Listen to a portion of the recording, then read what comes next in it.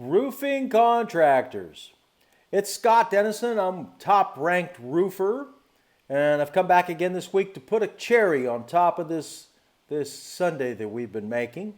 We've been talking for several weeks now, for at least 3 or 4 weeks now, about the visibility, the online visibility of your roofing business.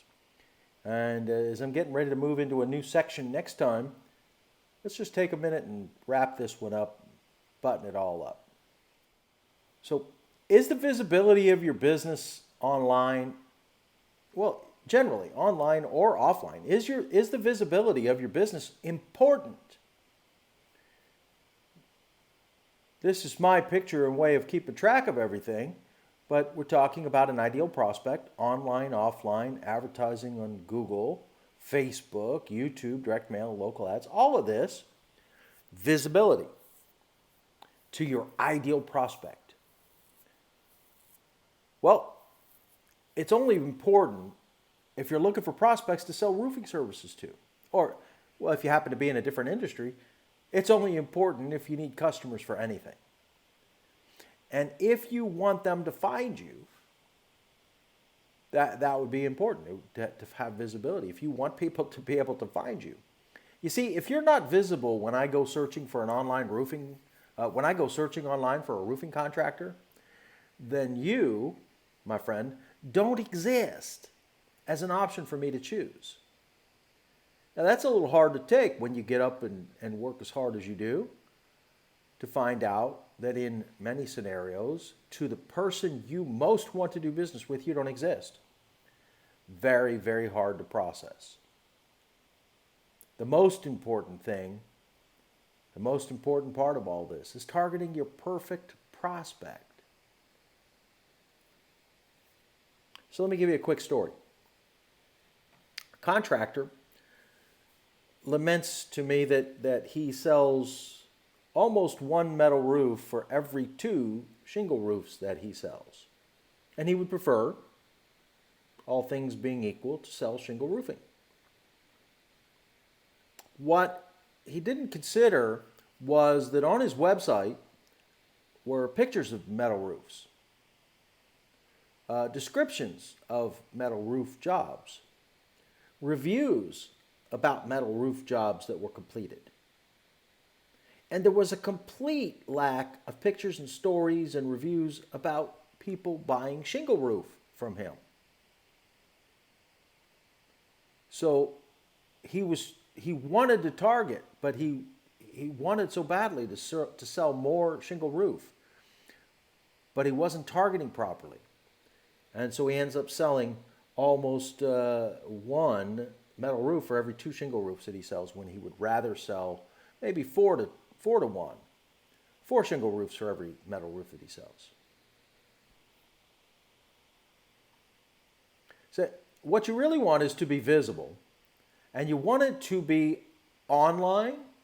You need to be offline. You want to be advertising to both Google and Facebook and YouTube. Whichever one of those your perfect prospect spends the most time in should be your absolute first choice. Beyond that, you add as many as you can afford. Second, you're going to want to develop and perfect your local advertising model. For some people, this might be nothing more than a flyer on top of a pizza box. Who knows? There's all sorts of ways to reach people locally. And you're going to want to get really good at direct mail, using postcards and letters to get invited in. Those are great ways to get visible.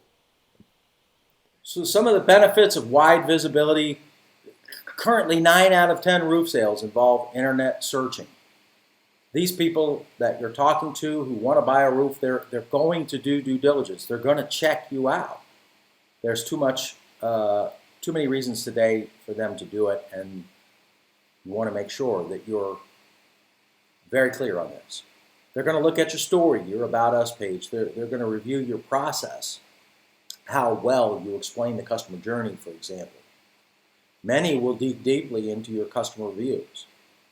You're going to want to optimize what's available for them, so that that what they see and what you offer them about you is the information that they need to make the best decision for them.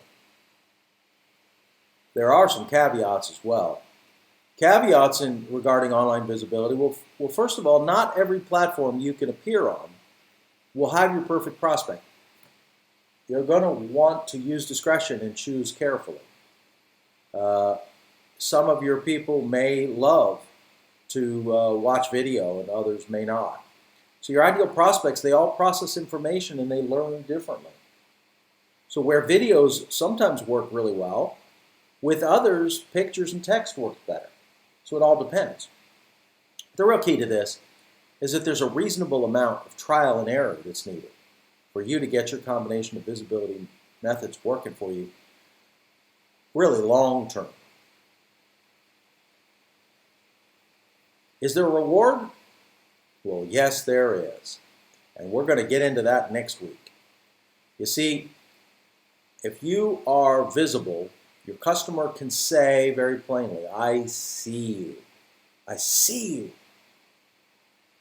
But that triggers a second question. And that is simply, can I trust you? We'll get into that here real soon. I'll be back next week to begin looking closely at your levels of proof. For now, this is Scott Dennison, Top Rank Roofer.